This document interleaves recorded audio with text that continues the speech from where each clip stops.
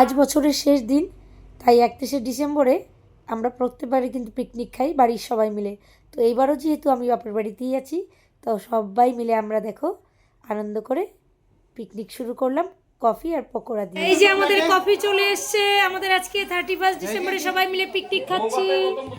এই যে পিকনিক করছি, কিন্তু মা বাবা বাড়িতে নেই, ভালো লাগছিল না, কারণ মা বাবা দেওঘরের উদ্দেশ্যে রওনা দিয়ে দিয়েছে।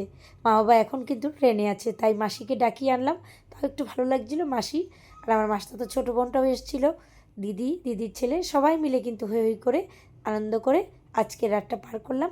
আর এখানে আগুন জ্বালানো হয়েছিল, এখানে দেখো সবাই মিলে নাচানাচি করছিল।